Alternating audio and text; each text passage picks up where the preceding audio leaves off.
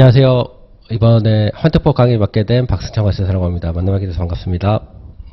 네, 저희 관세법에 이어서 2차 과목 중에 하나죠. 환특법 강의 오늘 진행을 할 텐데요. 총 3회에 걸쳐서 이제 진행을 할 거고, 환특법 같은 경우는 관세법 1교시에 관세법과 함께 포함되어 있는 과목 중에 하나예요. 그래서 그 특징을 먼저 이제 말씀을 좀 드리면, 수출용 원재료에 대한 관세 등 환급에 대한 특례법이 이제 풀네임이고요. 이제 일반적으로는 환특법이라고 많이 부릅니다. 그래서 한번 훑어보신 분은 아실 수도 있겠지만 총 24개의 조로 이루어진 굉장히 단촐한 법이라고 할 수 있습니다. 약간의 시행규칙과 시행령이 포함되어 있고요. 그 특징이라고 하면 일단 가장 큰 특징이 환특법 같은 경우는 실무를 기반으로 해서 만든 법이에요. 그렇기 때문에 실무를 중점적으로 만든 법이라 이제 실무를 해보지 않은 사람에게는 굉장히 난해할 수가 있습니다. 약간 뜬구름 잡는 느낌이 날 수도 있고요. 어쨌든 실무를 직접적으로 실행해 본 사람은 일반적으로 이해하기가 어렵지 않을 수도 있으나 어쨌든 실무를 안 해보신 분들께는 굉장히 어려운 법이 될 수도 있다라는 생각이 들고요. 이제 무엇보다 관세법 같은 경우는 1차에서 저희가 어쨌든 한 번은 접하잖아요. 근데 이제 환특법 같은 경우는 한 번도 접해본 적이 없는 낯선 법입니다. 때문에 2차 관세법이 굉장히 익숙해서 아마 듣기가 편한 과목이었다면 환특법 같은 경우는 이제 모두 다 새로 시작하는 법이기 때문에 아마 조금 낯설 수 있지 않나 싶습니다. 근데 이제 중요한 거는 결국에는 관세법에서 파생된 법이기도 하기 때문에 관세법 부분을 준용하고 있는 부분도 많고요.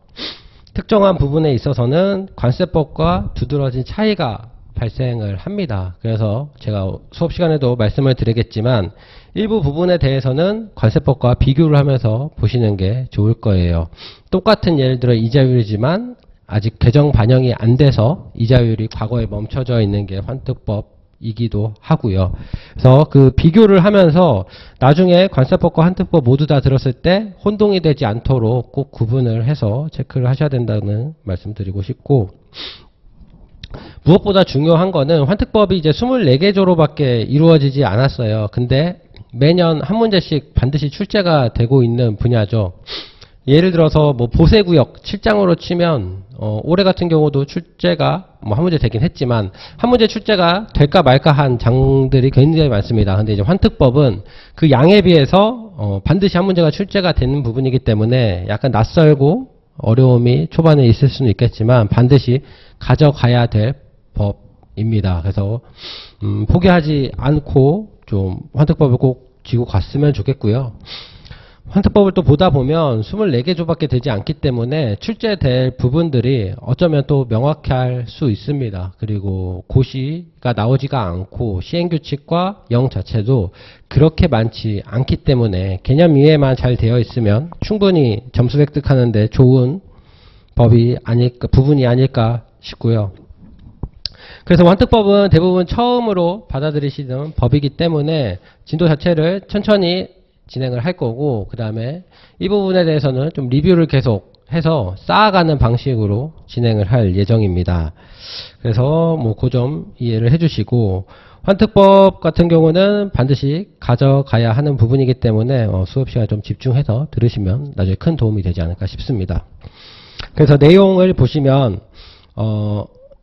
여기 보면 1장부터 총 7장까지로 제가 이제 구분을 해놨는데, 사실 환특법 같은 경우는 장이나 절이나 관이 없어요. 그래서 일반적으로 그냥 법이 1조부터 24조까지 쭉 나열되어 있는데, 아까도 말씀드렸다시피 실무적인 법이다 보니 이게 약간 뒤죽박죽 되어 있어요. 그래서 1장이랑 7장 이렇게 관세 환급의 개요, 환급 요건, 일괄납부 및 사후 정산 제도, 관세 환급금의 산출, 수출용 원재료의 국내 거래, 관세 환급의 환급 절차, 그 다음에 기타 규정해서 총 7개로 제가 임의로 나눈 거고요. 이 안에는 법들이 1조부터 24조까지 쭉 나열된 게 아니라 섞여 있다는 점도 참고해 주시면 좋을 것 같고, 어쨌든 환특법을 이해하는 것이 우선이고, 사실 1조부터 24까지 순서대로 하는 거는 큰 의미가 없어요. 어차피 그 순서를 쓰는 법이 아니기 때문에. 그래서 그 카테고리별로 묶어서 좀 보는 것 염두해 두시면 좋을 것 같습니다. 그래서 들어가기 전에 일단 환급, 관세 환급에 대해서 뭐 의의라고 하죠. 이제 그런 일반적인 개괄적인 내용 먼저 말씀드리도록 하겠습니다. 일단 관세 환급이라고 하면 세관에서 징수한 관세 등을 법률에서 규정하고 있는 특정한 요건, 이제 2장이죠. 환급의 요건을 충족을 하는 경우에 그 전부나 일부를 돌려주는 것을 말합니다. 그래서 이제 환급은 관세법에 의한 환급과 환특법에 의한 환급 이렇게 두 가지가 있다고 보시면 되고, 환특법에 의한 환급 같은 경우는 예를 들어서 수출용 원재료를 수입할 때 납부해야 할 관세를 관세법에도 불구하고 수출자나 수출 물품의 생산자에게 되돌려주는 것을 말합니다. 그러니까 쉽게 말하면 물품을 수입을 했는데 그 수입한 물품을 원재료로 하여 제품을 만들었고 그 중에 일부를 수출했다라고 하면 그 제품은 국내에서 사용 소비된 것이 아니기 때문에 그 부분에 대해서는 관세를 환급해주는 것이라고 생각하시면 될 것 같습니다. 그래서 그 방법에는 뭐 개별 환급과 정액 환급이라는 구분이 나뉘고 또 거기 안에 또 뭐 국내 거래를 통한 뭐 기납증, 분증들의 개념이 나올 것이고 이후에 이제 환급하는 절차 이런 식으로 진행된다 보시면 될 것 같아요. 그래서 환급 같은 경우는 WTO에서 정하는 수출 보조금에 들어있지도 않기 때문에 각국에서 수출 지원의 차원에서 많이 환급이라는 제도를 활용하고 있고요. 이제 그 실시 배경을 보면 첫 번째가 이제 수출 지원의 효과인데요. 수출 물품을 제조 가공하기 위해 수입되는 물품에 부가 징수한 관세를 수출할 때 되돌려 주는 거기 때문에 이제 수출 지원 효과가 있다고 볼 수가 있고, 두 번째는 수출용 원재료를 수입해서 그 다음에 제조해서 나가고 나서 환급을 해주잖아요. 이제 그 기간 동안 어쨌든 관세라는 금액이 묶일 수 있기 때문에 다른 한편으로 생각해 보면 국내 국산 원재료의 사용이나 개발 촉진을 또 도모한다고 볼 수가 있습니다.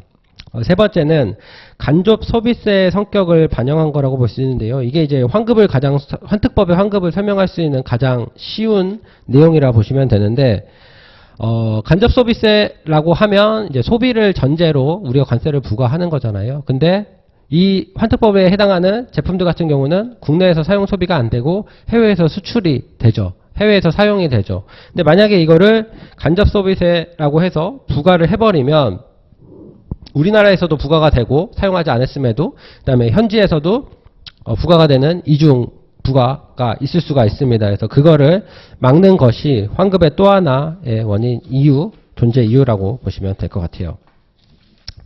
그래서 1장부터 한번 보도록 하겠는데요. 1장은 관세 환급의 개요라고 해서 일반적으로 뭐 통칙 같은, 통칙은 아니고 그냥 일반적인 내용이라고 보시면 될 것 같습니다. 그래서 1조와 2조를 제가 관세 환급의 개요로 묶어놨는데, 1조를 보시면 이 법은 수출용 원재료에 대한 관세, 임시 수입 부가세, 개별 소비세, 주세, 교통에너지 환경세, 농어촌 특별세, 교육세의 환급을 적정하게 함으로써 능률적인 수출 지원과 균형 있는 산업 발전에 이바지하기 위하여 이 두 가지가 그 목적이죠.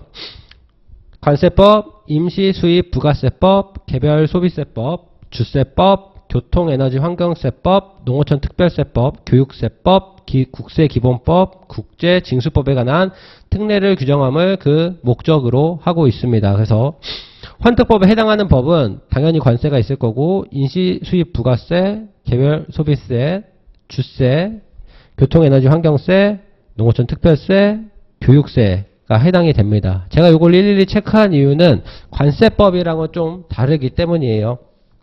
관세법 페이지 한 8페이지 한번 가보시면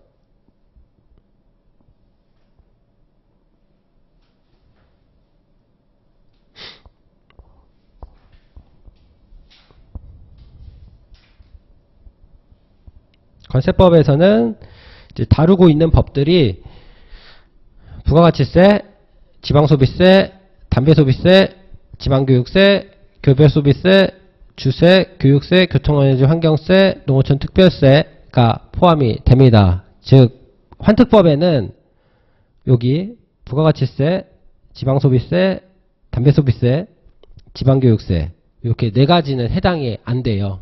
요 네 가지가 해당이 안 된다는 말은 관세법을 통한 환급을 할 때에는 얘네들을 포함해서 환급을 받을 수 있으나 환특법에 의한 환급은 얘네 같은 경우는 각자 개별법에 따라서 환급을 받아야 된다는 차이가 있습니다. 그리고 임시수입 부가세는 관세법에 또 없죠. 그래서 차이가 일단 환특법에는 임시수입 부가세가 포함이 되고 대신 관세법에 있는 부가가치세, 지방소비세, 담배소비세, 지방교육세는 해당이 되지 않는다. 그리고 이것들에 대한 환급을 받으려면 각 개별법에서 받을 수 있다라는 것.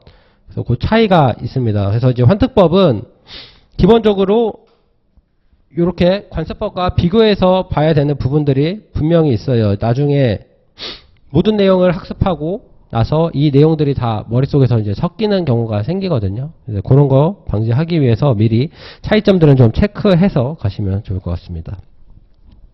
그래서 이러한 법에 대해서 이제 특례를 규정함을 목적으로 하고 있고요. 0제1조 같은 경우는 당연히 위임된 사항과 그 시행에 필요한 사항을 규정을 하는 거고, 시행규칙은 시행령에서 위임된 사항과 그 시행에 필요한 사항을 규정함을 목적으로 합니다.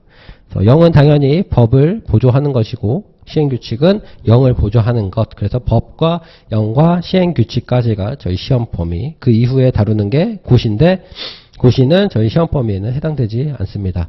이제 관세법과 마찬가지로 2조에는 정의가 들어가 있는데 먼저 1호 관세 등 보시면 관세 등이란 관세, 임시, 수입, 부가세, 개별세, 소비세, 주세, 교통에너지 환경세, 농어촌 특별세, 교육세가 해당이 됩니다. 마찬가지로 위에서 보셨다시피 부가세와 지방소비세, 담배소비세, 지방교육세는 해당되지 않습니다. 그래서 관세법과 한번 비교해서 보실 거를 권해드리고요. 이제 수출 등이란 관세법, 임시수입 부가세법, 개별소비세법, 주세법, 교통에너지 환경세법, 노동청 특별세법, 교육세법의 규정에도 불구하고 제4조 각호 원화에 해당하는 것을 말한다.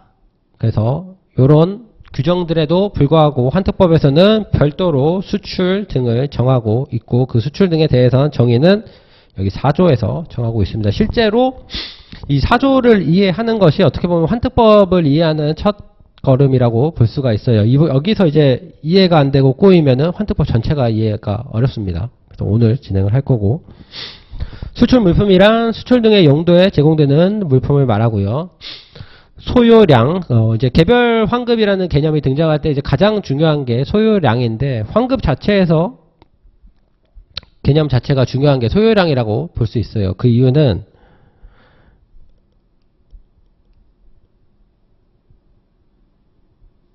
물건들이 일부가 들어오죠. 그리고 우리나라에서 제조 가공 후에 다시 나가는 물건이 있을 것이고 일부는 국내에서 사용 소비되는 것이 있을 거예요. 근데 저희가 환급은 여기 나가는 것만 환급을 받을 수가 있잖아요. 그러다 보니 들어온 물품 중에 얼마나 수출할 물품에 쓰였는지를 확인하는 게 필요할 겁니다. 그래서 그게 이제 소요량이라고 보시면 돼요.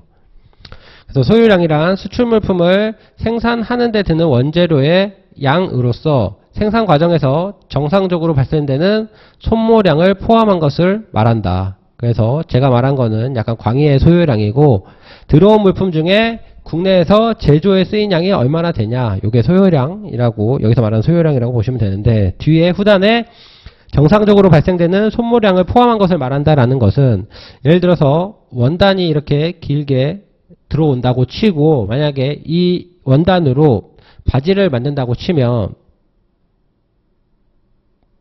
이 부분이 절개가 될 거고요. 그 다음에 뭐 잘릴 건데 이 부분, 이렇게 절개되는 부분이 정상적으로 발생되는 손모량이겠죠.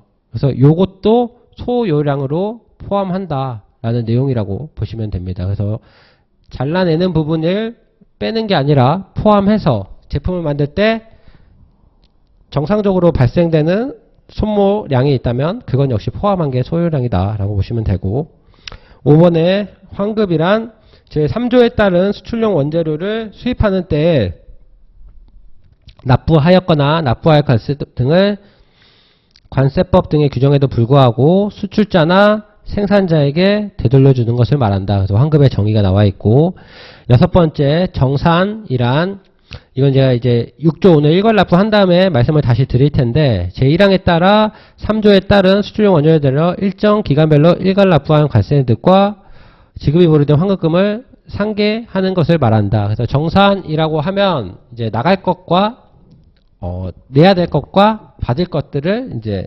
정산해서 상계 처리하는 것을 말하는데, 요거는 아마 일괄납부 부분을 좀 학습한 다음에 해야 좀 더 이해가 되실 거예요. 그래서 4번이랑 6번 같은 경우는 소요량행 사전심사라는 개념이 나올 때, 일괄납부 등이 나올 때 아마 정의에 대한 부분을 관세법처럼 필요한 부분에 대해서 써야 될 상황이 올 수도 있기 때문에 그거 감안해서 보시면 될 것 같아요. 그래서 다시 보면 뭐 정의 같은 경우 일단 관세법하고 좀 비교를 해서 없는 것들 차이를 좀 확인하시고, 4호 소요량과 6호 정산과 같은 개념은 이제 본문에서 함께 아마 활용이 가능할 거기 때문에 그때 한번 다시 보도록 하겠습니다. 첫 번째 나오는 게 이제 2장 환급 요건인데요. 환급 요건에는 3조와 4조 환급 대상 원재료와 환급 대상 수출 등, 그 다음에 구조를 하나 더 넣을 거예요. 구조의 수출 이행 기간. 그래서 요 세 가지를 이제 환급 요건이라고 보시면 되고, 말 그대로 환급은 아무거나 다 되는 거는 아니고, 아무 수출이나 아무 원재료나 다 환급을 해주는 것은 아니고, 환특법에서 이렇게 환급 대상 원재료, 환급 대상 수출이라고 별도로 정해놨어요. 그래서 요 별도로 정해진 요건을 충족하는 거에 한해서 환급이 진행이 됩니다. 그래서 그 자체가 좀 뭐 환특법의 특이한 점이라고 볼 수가 있죠. 그래서 3조를 먼저 보면 환급 대상 원재료라는 제목으로 있고요. 1항과 2항으로 구성되어 있습니다. 그래서 1항을 보면 제목을 제가 관세 등을 환급받을 수 있는 원재료라고 붙였고요. 관세 등을 환급받을 수 있는 원재료는 다음 각호의 어느 하나에 해당한 것으로 한다 라고 해서 두 개가 나와 있는데, 1호가 수출 물품을 생산한 경우, 2호가 수입한 상태 그대로 수출한 경우입니다. 그래서 이제 수출 물품을 환급받을 수 있는 원재료는 두 가지로 나누는데, 첫 번째는 우리나라에서 이제 수입 원재료로 생산한 경우, 그 다음에 수입한 상태 그대로 내보낸 경우, 이렇게 이제 두 가지가 있다고 보시면 돼요. 그래서 크게 두 가지로 나누고 있고, 그래서 그대로 수출한 물품 같은 경우는 당연히 해당 수출 물품 자체가 환급 대상 원재료가 되겠죠. 제조 가공도 하지 않았기 때문에. 1호에 해당하는 생산한 경우를 이제 살펴보면, 해당 수출 부품의 물리적 또는 화학적으로 결합되는 물품, 즉 물건에 합쳐지는 물품을 보시면 될 것 같고요.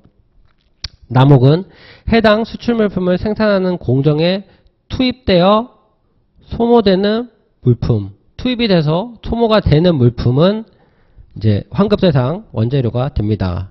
단서 규정이 있죠. 다만 수출 물품 생산용 기계 기구 등의 작동 및 유지를 위한 물품 등 수출 물품의 생산에 간접적으로 투입되어 소모되는 물품은 제외를 합니다.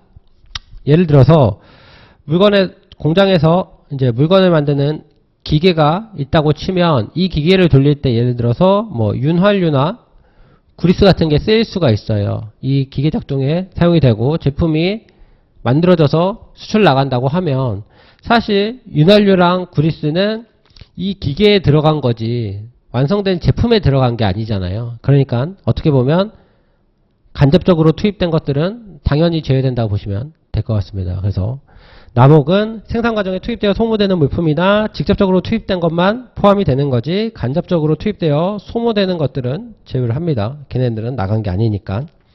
다목은 해당 수출 물품의 포장용품, 해당 물품과 포장된 물품은 당연히 완제품과 동일하게 보겠죠. 그래서 그 포장용품은 환급받을 수 있는 원재료에 해당이 됩니다. 그래서 환급받을 수 있는 원재료는 크게 생산한 것과 원상태 그대로 수출한 것, 그리고 생산한 것 같은 경우는 세 가지로 나누는데, 첫 번째가 물리적이나 화학적으로 결합되는 것, 두 번째는 투입돼서 소모되는 것, 다만 간접적인 거는 제외가 되고요.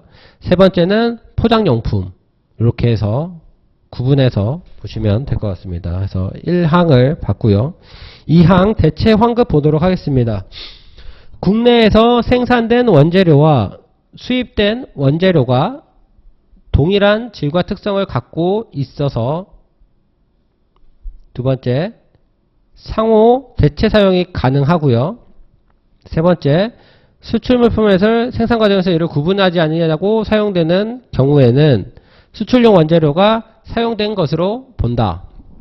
이게 이제 대체 환급의 요건을 제가 이제 넘버링을 다 한 건데 어떤 거냐면 예를 들어서 범용성 부품 같은 경우 볼트나 너트 같은 경우는 굉장히 많이 제품에 쓰여요. 근데 이러한 것들을 보통의 공장에서 물품을 제조할 때는 구분을 잘 안 하죠. 예를 들어서 수입한 너트, 뭐 국내에서 뭐 만든 너트를 구분해서 제품을 생산하는 데 쓰지는 않고 사실 이게 혼합이 돼서 막 섞여서 써요. 그러면은 이 범용성 부품이 잘 자라는 것들을 제품을 만들 때 수입한 거를 몇 개 썼고 뭐 국내에서 구매한 것들을 몇 개를 썼는지 구분 자체가 안 됩니다. 이제 그러한 경우에 어떻게 보면 실무의 편의성을 위해서 만들어진 것이라고 보면 되죠. 그래서 만약에 그 볼트와 너트가 국내에서 소비된 것이든 국내에서 산 것이든 수입한 것이든 첫 번째로 동일한 질과 특성을 갖고 있고 상호 대체 사용, 수입한 거나 국내에서 사용하는 거나 이제 대체해서 사용도 가능하고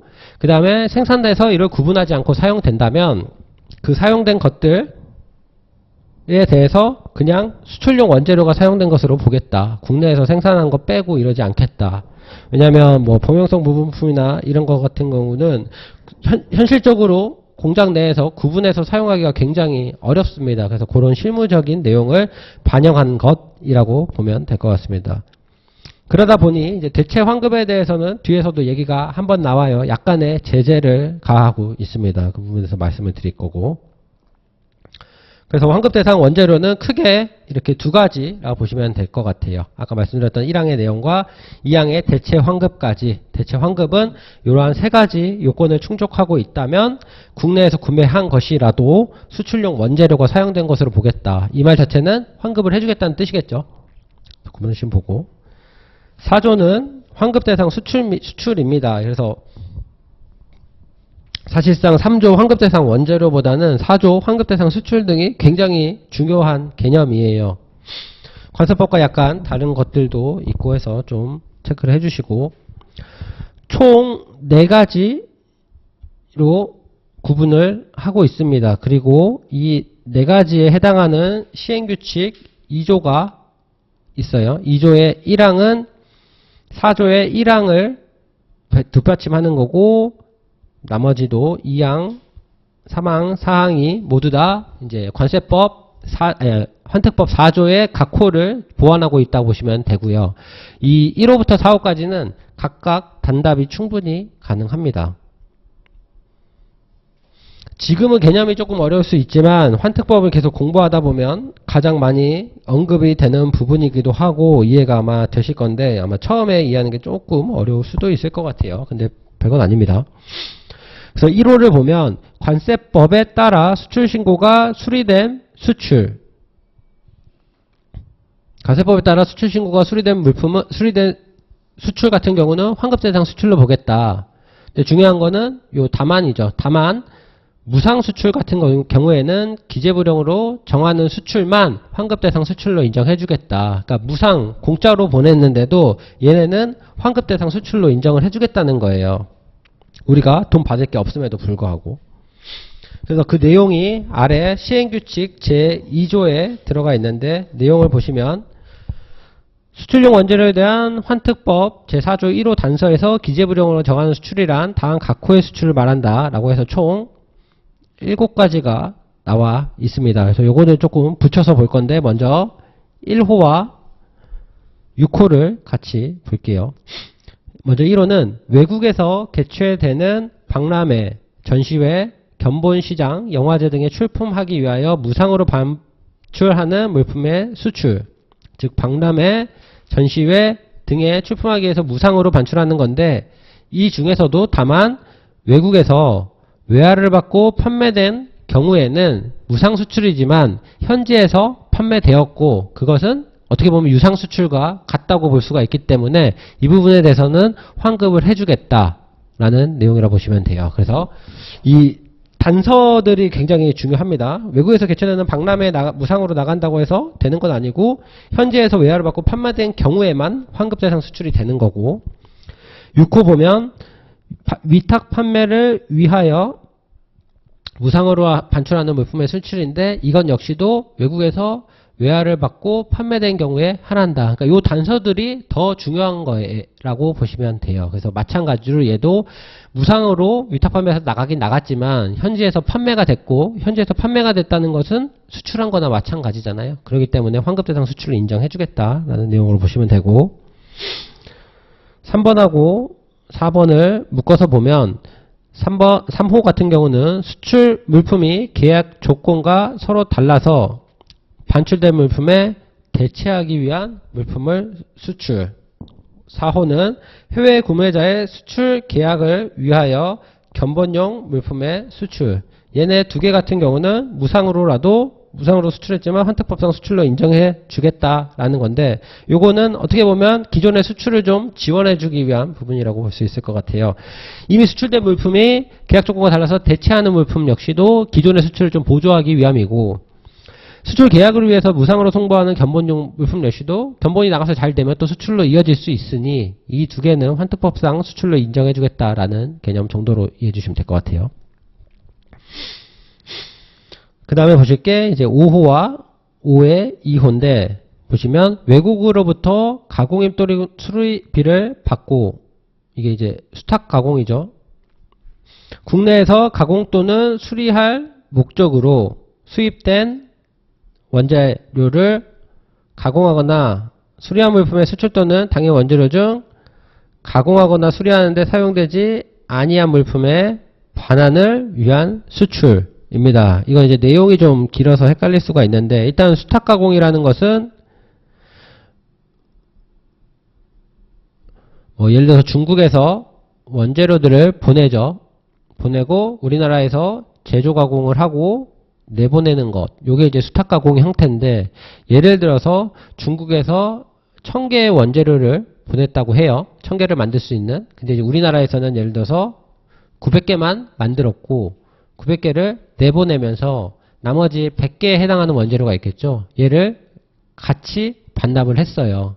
당연히 반환을 해야죠. 1000개를 했는데 여러 가지 이유로 900개까지밖에 안 만들었으면은 100개는 이 수탁 가공 업체가 가져가는 게 아니라 당연히 돌려줘야 되잖아요. 이제 여기서 말하는 게 가공하거나 수리하는데 사용되지 아니한 물품의 반환을 위한 수출, 즉 이 100개에 대한 반환을 하는 수출도 환급 대상 수출로 인정해 주겠다라는 내용으로 보시면 될 것 같습니다.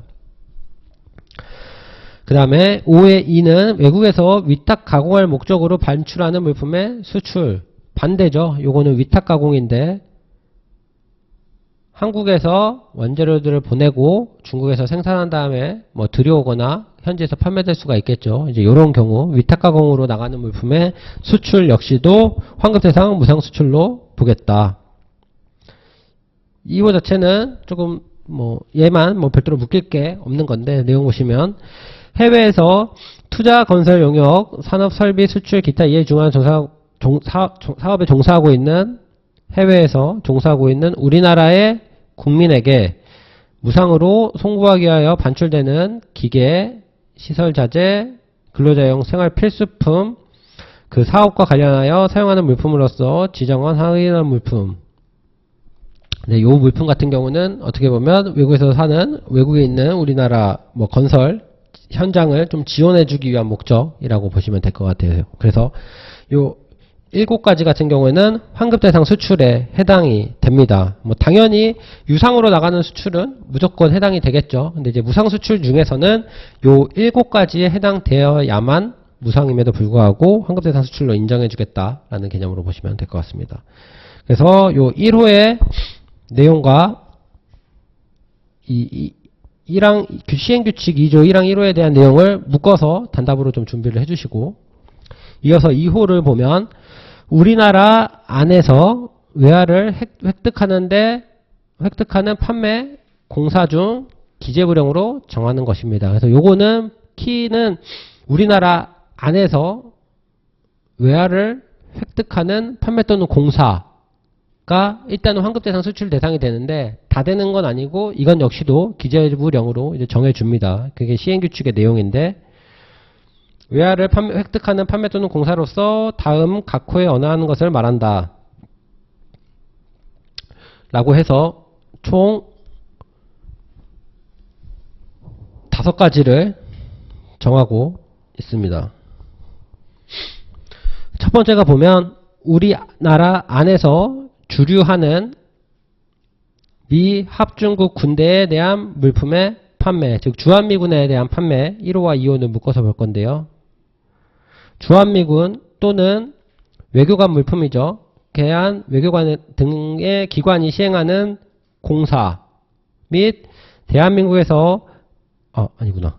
네, 2호가 주한미군이나 외교관 등이 규정에 의한 기관이 시행하는 공사에 대해서는 이제 외화를 획득한 것으로 보겠다라는 건데, 이제 이게 환급 대상 수출이 되는 이유는 우리나라 안에 주류하는 주한미군이나 외교관 같은 경우는 사실은 뭐 우리나라는 아니죠. 그 지역 자체가. 그렇기 때문에 우리나라 안에서 행하지만 외화를 획득하는 판매 공사이기 때문에 이거는 이제 한국에서 이루어졌지만 수출로 봐주겠다라는 내용으로 보시면 될 것 같아요. 그래서 중요한 내용은 우리나라 안에 주류하는 게 중요합니다. 그리고 외교 공간 같은 경우는 우리나라에 있지만 우리나라 영토가 아니에요. 그래서 그 지역에 해당하는 공사나 물품의 판매 같은 경우는 이제 외화를 획득하는 걸로 보기 때문에 결제를 외화로 하겠죠. 그렇기 때문에 수출로 봐주겠다라는 내용으로 보시면 될 것 같고, 3호, 4호, 5호는 뭐 약간의 공통점이 있는데 내용 보시면 관세법 88조 외교관 물품의 면세죠. 와 대한민국과 아메리카 합중국 간의 쭉쭉 해서 지위에 관한 협정, 요게 한 번쯤 들어보셨을 것 같아요. 소파 협정이라고 해요. 그래서 관세법 88조 외교관용 물품 면세와 소파 협정에 의하여 수입하는商用 자동차에 대하여 관세 등의 면제를 받을 수 있는 자에 대한 국산 승용차의 판매.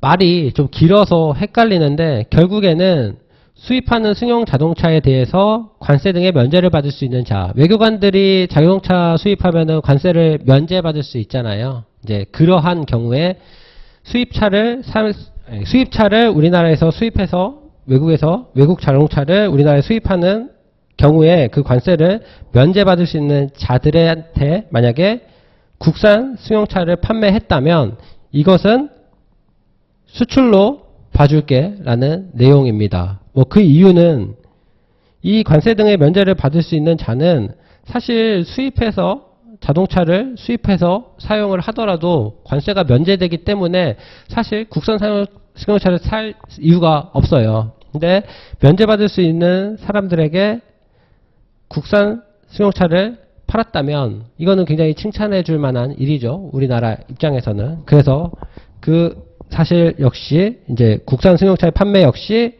우리나라 안에서 판매했지만 이제 외화를 획득한 것으로 보겠다라는 것으로 보시면 될 것 같아요.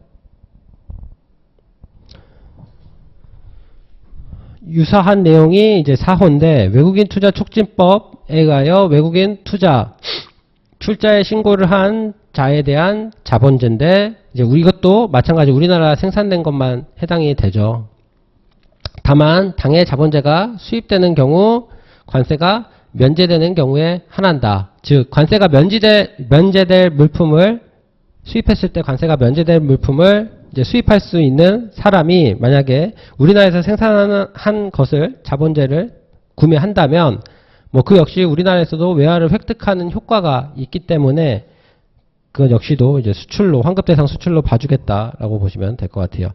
5호 같은 경우는 역시 유사한 내용인데 국제금융기구로부터 제공되는 차관 자금에 의한 국제경쟁 입찰에서 낙찰된 물품의 판매인데 이것도 우리나라에서 생산된 것에 대한 판매입니다. 마찬가지로 당해 물품이 수입되어 관세가 감면되는 경우에 한한다. 즉 감면될 수 있는 물품을 대신에 우리나라에서 생산된 것을 판매한다면 그건 굉장히 잘한 일인 거죠. 그 대체를 했고 우리나라에서 소비가 일어났기 때문에 그 부분에 대해서는 환급 대상 수출로 봐주겠다라고 보시면 될 것 같아요. 전제가 이 국산 승용차를 만들 때, 그리고 요 자본재를 만들 때, 그 다음에 요 낙찰된 물품을 우리나라에서 결국 만든 거지만 이 물품에 수입해서 쓴 원재료들도 있을 거잖아요. 그래서 그 원재료들을 환급해 주겠다는 내용이라고 보시면 됩니다. 그래서 3호와 4호와 5호는 수입하면 충분히 면제해서 살 수 있는 사람에게 우리나라에서 생산된 물품을 판매했다면 우리나라 입장에서는 굉장히 잘한 것이기 때문에 그 부분에 해당하는 물품을, 그 제품을 만들 때 소요된 이제 수입 원재료에 대한 관세를 환급해 주겠다라는 내용이라고 보시면 돼요. 3호는 관세법에 따른 보세구역 중 기재부령으로 정하는 구역, 그 다음에 자유무역지역의 지정에 따라서 자유무역지역의 입주 업체에 대한 공급입니다. 그래서 보세구역 중에서 기재부령으로 정하는 구역이 여기 나와 있는데 3호에 3항에 나와 있고요. 내용 보시면 보세창고, 보세공장, 보세판매장이 해당이 됩니다. 그러니까 건설장은 없어요. 근데 얘네들도 다 단서가 붙어 있는데 단서 내용을 보시면 수출한 물품에 대한 수리, 보수, 해외 조립 생산을 위해 부품을 반입하는 경우에 한정한다. 즉 수출한 물품에 대해서 수리, 보수를 위해서 창고에 갖고 있는 물품이면 이것은 환급으로 인정해 주겠다. 보세공장 역시도 수출용 원재료로 사용될 목적으로 공급되는 경우, 얘도 어차피 둘 다 나갈 제품들이기 때문에 이 제품에 대해서는 환급으로 인정해 주겠다는 거고, 보세 판매장 역시도 당연히 보세 판매장에서 판매되는 것은 밖으로 나가는 것들이죠. 그렇기 때문에 요 세 가지 역시 어차피 나갈 물품이니까 환급을 해줄게 라는 기준인 거고, 건설장이 없는 이유는 건설장은 우리나라에서 시설물을 만드는 거잖아요. 그러니까 얘는 완성이 되면 나갈 게 없어요. 그러니까 당연히 환급 대상도 없겠죠. 수출 나갈 게 아예 없으니까. 그래서 건설장은 자연스럽게 빠져 있는 거라고 보시면 될 것 같습니다. 그래서 1호, 2호, 3호 다 이제 어차피 해외로 나갈 물품이니 미리 환급을 해줄게 라는 기준으로 보시면 되고, 총 4가지인데요. 4가지 중에 네 번째는 종합보세구역인데, 종합보세구역 중에서도 수출용 원재료로 공급하거나 수출할 물품에 대한 수리보수 또는 해외 조립 생산을 위하여 부품 등을 반입하는 경우, 요게 이제 보세창고 역할을 하는 거죠. 그 다음에 보세구역에서 판매하기 위하여 수입하는 경우, 요거는 보세판매장 역할을 하는 것이고, 그 다음에 수출용 원재료로 공급한다는 것, 요거는 보세공장 역할이죠. 그래서 이제 보세공장, 창고, 그 다음에 판매장, 결국 여기 3가지 역할을 하는 종합보세구역에 한해서 환급 대상 수출로 인정해 주겠다라는 것이고, 여기서 절대 빼놓으시면 안 되는 게 보세창고, 공장, 판매장, 그리고 이 3가지 역할을 하는 종합보세구역이 대상이고요. 빠뜨리면 안 되는 게 자유무역지역 입주업체에 대한 공급 역시도 대상입니다. 그래서 요 시행규칙 같은 전단에 있는 부분에 대한 내용이에요. 그래서 내용 보시면 관세법에 따른 보세구역 중 기재부령으로 정하는 구역이 아까 말씀드렸던 4가지, 그리고 더하기 또는이니까 자유무역 지역의 입주 업체에 대한 공급, 이렇게 보시면 될 것 같습니다. 그래서 요런 만약에 기술이나 이런 게 나오면 아무래도 이제 시행규칙에 대한 내용을 쓰기에 급급할 수가 있어요. 그러다 보면 법에 나와 있는 자유무역 지역을 빼놓을 수가 있습니다. 그래서 이런 거는 꼭 같이 체크를 해줘서 놓치지 않게 해주셔야 될 것 같고요. 4호는 그 밖의 수출로 인정되어 기재부령으로 정하는 것이라고 해서 요거는 2가지가 있습니다. 그래서 첫 번째 1호 같은 경우는 우리나라와 외국을 간을 왕래하는 선박 또는 항공기의 선용품, 기념품으로 사용되는 물품의 공급. 이게 이제 아직 개정 반영이 안 된 거예요. 관세법과 다른 거는.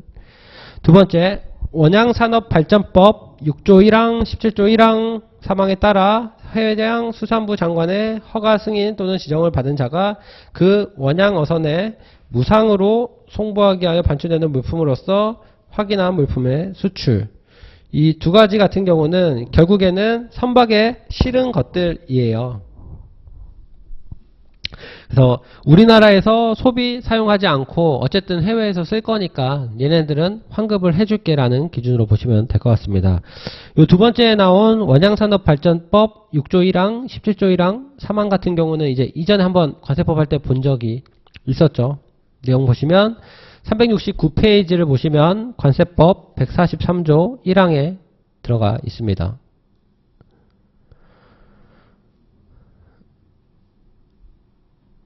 그래서 내용을 좀 보면